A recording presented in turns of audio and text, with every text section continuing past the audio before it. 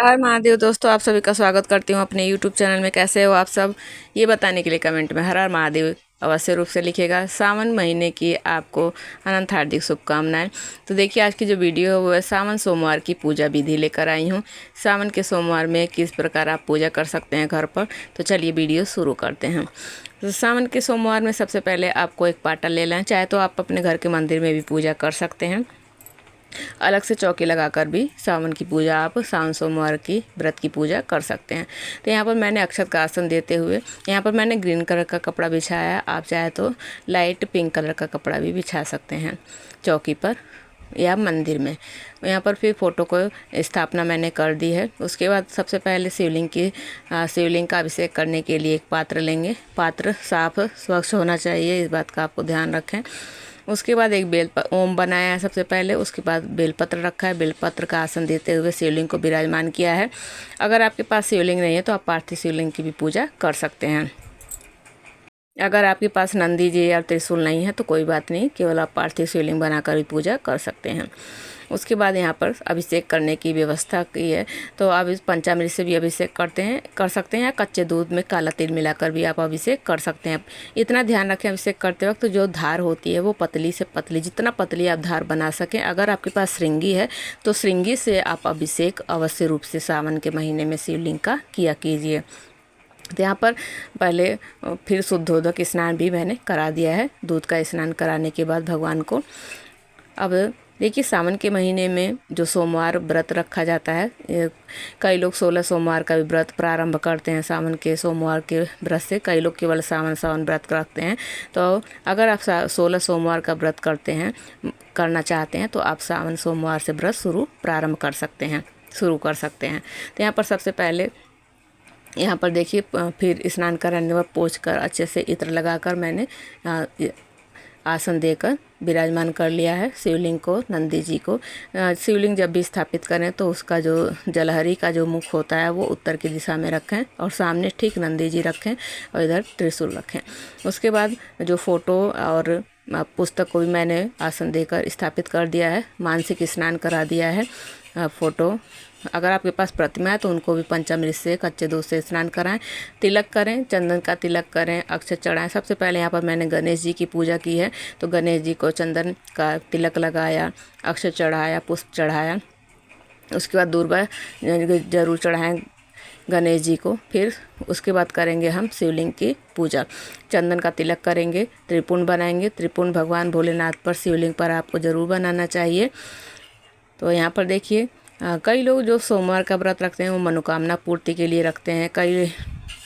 कई लोग बिना मनोकामना को केवल अपना निस्वार्थ भाव से व्रत रखते हैं। अगर आप मनोकामना से व्रत रखते हैं तो संकल्प अवश्य रूप को आपको लेना चाहिए। अगर आप निस्वार्थ भाव से रखते हैं तब आपको संकल्प लेने की कोई आवश्यकता नहीं होती है। तो यहाँ दीपक को भी मैंने तिलक कर दिया है। और जो अक्षत आप शिवलिंग पर चढ़ाएं उसको धोकर चढ़ाएं, इस बात का ध्यान रखें। फिर पुस्तक पे जो फ़ोटो बनी हुई है भोलेनाथ शिव परिवार के, सभी को भी तिलक कर देंगे।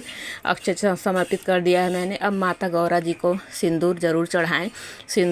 सिंदूर की जो उंगली पर आपको लगी है वो अपने मस्तक पर, अपने सुहाग लेके अपने मांग में आप ज़रूर भरें, जो महिलाएं हैं।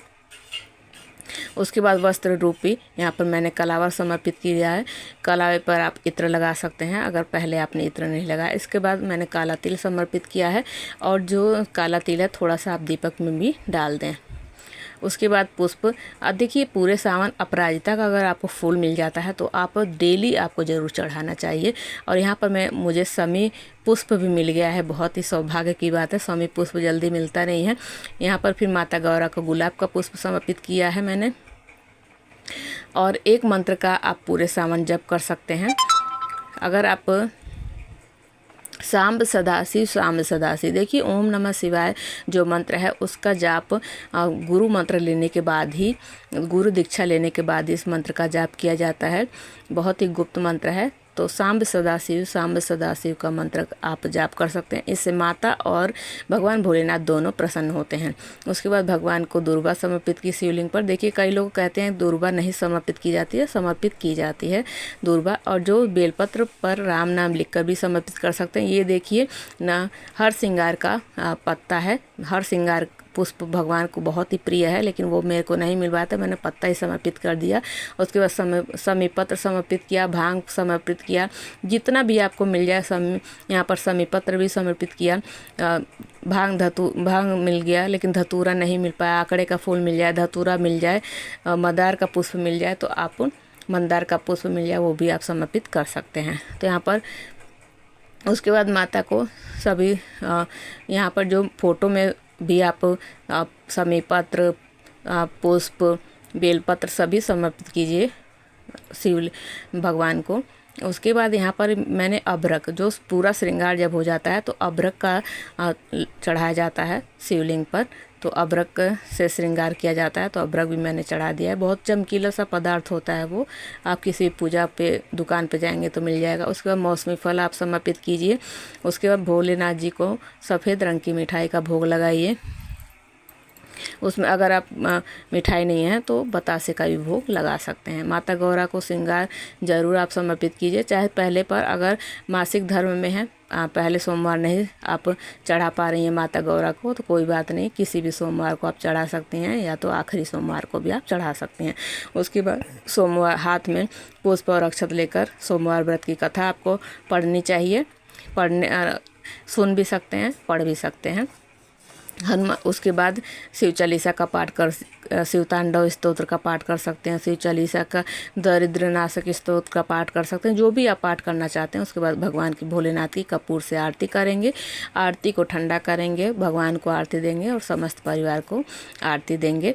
इसके बाद देखिए भगवान भोलेनाथ जी से, माता गौरा से, गणेश जी से क्षमा याचना अवश्य रूप से करें पूरे शिव परिवार से, और भोले जो भी कमी हो गई हो उसके लिए दक्षिणा आपको ज़रूर समर्पित करना है। उसके बाद देखिए यहाँ पर आप, उसके बाद आपको अपनी मनोकामना, अगर मनोकामना से ये पूजा की है तो मनोकामना पूरी करने से भगवान से प्रार्थना करें। अगर निस्वार्थ भाव से कर रहे हैं तब भी आपको क्षमा याचना करने के बाद भगवान से प्रार्थना करें, हे प्रभु मेरे ऊपर, मेरे परिवार के ऊपर अपनी कृपा दृष्टि बनाए रखना। तो माता से सुहाग, अखंड सुहाग का आशीर्वाद आपको विनती करनी है, हे माँ हमारा सुहाग अखंड रखना। तो इस विधि से आप सोमवार की सावन के जो सोमवार हैं उसकी पूजा आप अपने घर पर कर सकते हैं, और शिवालय जा सकते हैं, शिवालय में भी इसी प्रकार से आप पूजा कर सकते हैं। लेकिन इस टाइम बहुत भीड़ होती है सावन में, लेकिन कुछ नहीं, एक बेलपत्र और एक लोटा जल और शाम को दीपक अवश्य रूप से जलाएं। हर हर महादेव।